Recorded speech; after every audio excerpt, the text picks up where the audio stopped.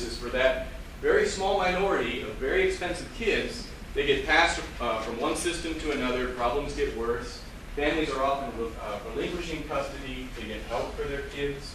Literally, you hear about parents calling the cops on their kids, trying to make sure that they get locked up so that they'll get mental health services, right?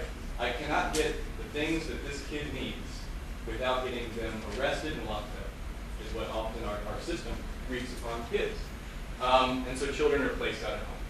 So maybe the one way to kind of get into this a little bit is to tell the story of a family, and then we'll talk about a system perspective of why people are increasingly investing in Wraparound. Wraparound is now available in just about every state in the country. About half the states have some sort of statewide Wraparound initiative, including Washington has some state-funded pilots.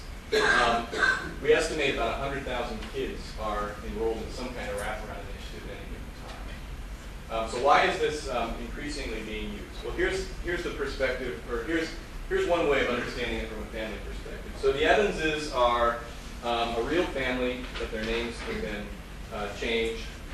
Crystal and Tyler have 3 children. David's 14, the twins Kyle and Kai are 12. Crystal really keeps the family together, okay? She is a waitress, so she's the breadwinner. She's got depression, and she occasionally has some thoughts and even some plans about suicide. Tyler, the father, is a recovering alcoholic who has not been able to hold on to a job, but unable to deal with the mental health challenges of the twins, who have really high levels of aggression. And in fact, CPS is now involved because his level of physical discipline was found to be unacceptable, right? David, who's 14, has been arrested multiple times for increasing levels of theft, vandalism, substance use by a minor, and fighting in public. He's been expelled from school. He's currently in juvenile detention, and he will either be returned home on probation, but there's also the possibility he'll be sent to a long-term detention facility.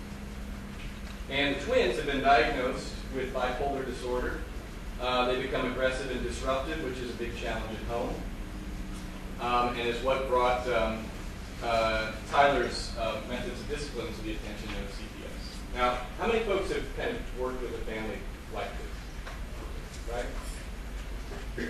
What's your experience about how the system, does anyone have a kind of example of how the system either really helped this family, really worked with the family you're thinking of, or some way in which things didn't go so well? Anyone got an example real quick?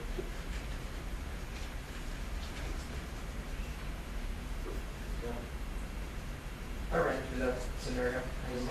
So I had a family who the mother literally had to call the police to try to get her kids locked up, and when they eventually did get locked up, a lot of charges came and filed, and similar to what you were saying, there is potential for a long-term JRA. So not the outcome we're really looking for, right? Correct. Right. So, before this family comes to Wraparound, right? Or, and at this point, it would be nice if you could kind of find ways for the system to provide an intensive community-based response before you get there. At this point, this family's in there pretty deep. So this slide shows all the people who are working with the Evanses prior to enrolling in the Wraparound initiative. So the twins are attending school and are in different classes. They each have a teacher and a classroom aide, and have a resource or special ed teacher who's managing their IEPs.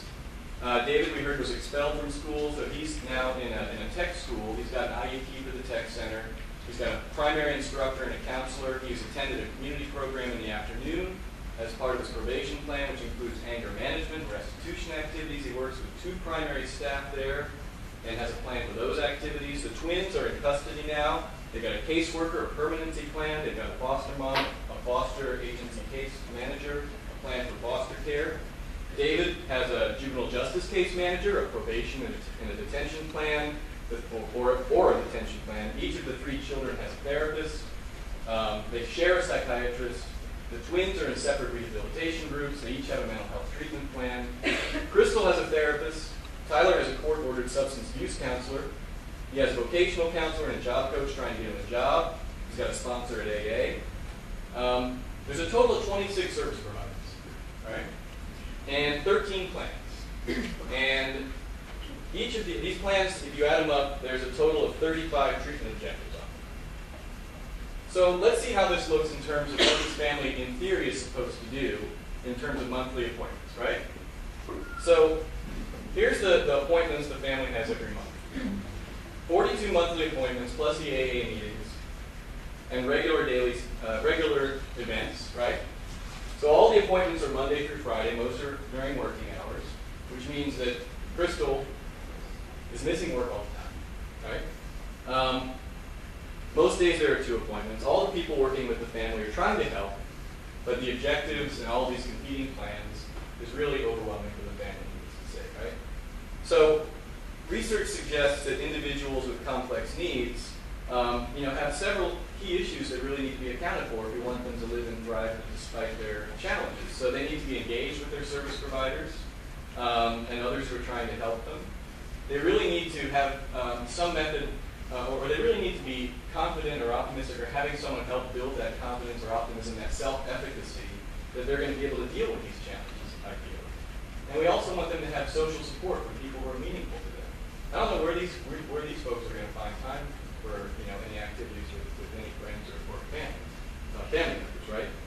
So the thing that's ironic then is that this is what then, if you go into the case files, here are some comments from the files from these providers, right? So just take a look at some of those. And this is all from an actual family that my colleagues, John Vanberg and Jim Rass, work with in their home state of Colorado. So they developed this kind of as an exemplar. But these are the kind of things that then wind up in the files of those 13 different plans and so forth, and all those different providers.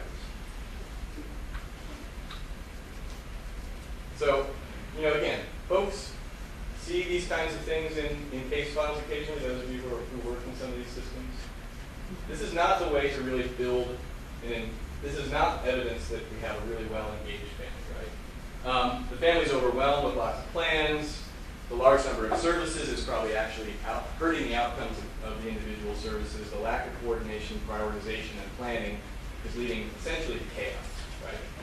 And now there's also like this antagonistic relationship between these helpers and the people that they're supposed to be supporting. And so the likelihood of success becomes kind of unlikely, or becomes kind of poor. So this is kind of the situation that we deal with in our systems. Is traditional services are relying on professionals and result in these multiple plans. This is 4. I think, again, they said that they had 13. Now, in Wraparound, so here's the alternative. How can we build systems that actually do things a little differently? We start with the young person, the child, or the youth, recognize that the most important people who are going to be supporting them are not systems or service providers, but their family. And we ask, how do we actually get all of the provider organizations, all the agencies, all the child survey agencies, all of those therapists working together to create one plan with a reasonable number of well-prioritized goals that are actually resonating with the family and that they feel as though they're going to actually be able to achieve some success. So our goal is to try and come up with one plan, get everyone on the same page in some way, shape, or form, or as close to it as we can. We're also going to ask, how do we recognize that people who are paid to care, it's wonderful that we have them, but one thing that my colleagues, Jim and John, often ask is, okay, so I want you all right now, just take a second, think about a really serious crisis that you or your family has gone through sometime in life. Okay?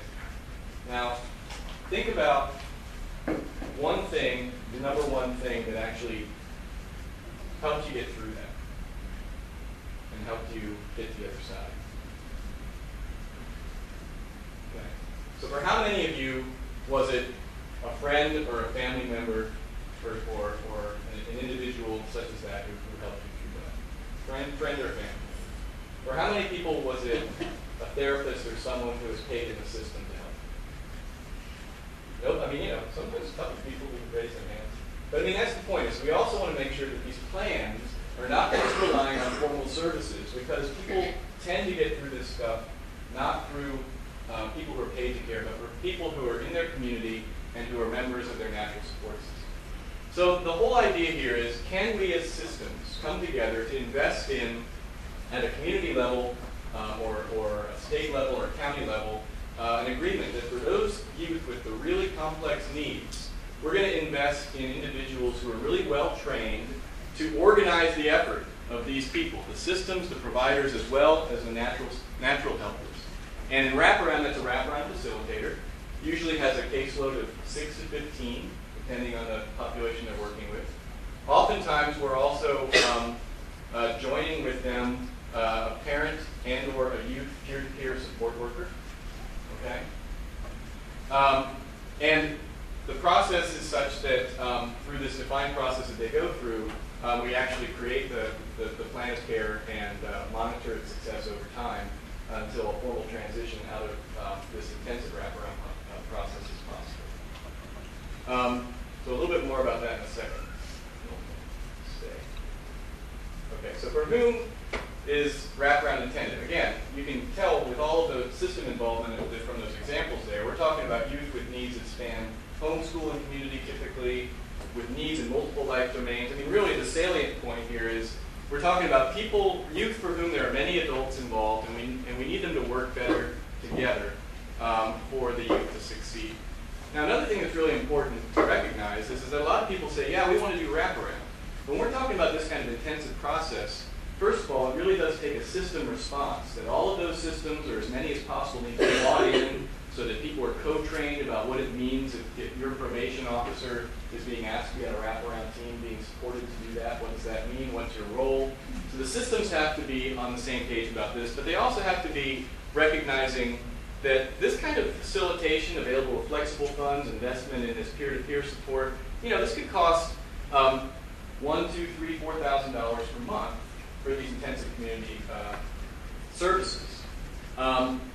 So the typical use where you see it sustained is a really purposeful alternative that a community is investing in to divert youth from really high-cost alternatives. So we're talking about young people for whom we're transitioning from, we're trying to prevent psychiatric hospitalizations that instead of $1,000 a month can cost $1,000 a day, detention stays, long-term foster care, speeding the route to permanency to again reduce the costs that might be incurred by the system of long-term foster care, specialized treatments, and so forth. So those are the youth for which we're talking about. From a system perspective,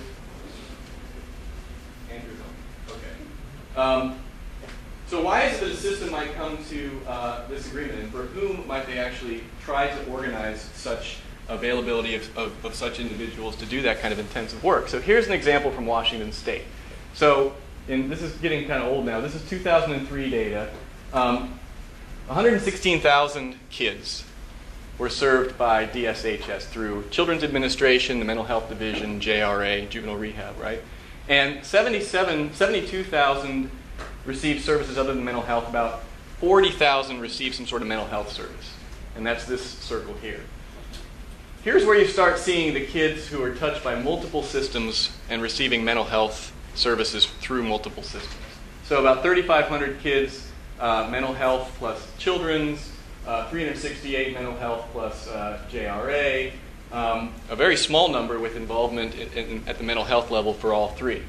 So here's what the point is, that those 4,200 kids, out of 40,000 that got mental health services, 9% that had multiple agency involvement are expending half of our resources.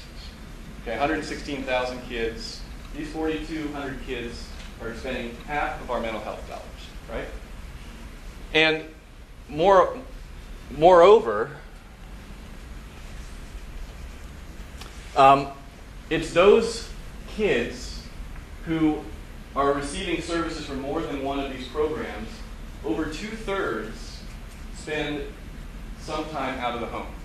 Okay, so in human terms, we're talking about a lot of disruption of these kids' lives being placed out of the community, out of their homes. Whereas the kids who are receiving mental health services from just one DSHS program, it's only 14%. So this is the rationale for investing in something different.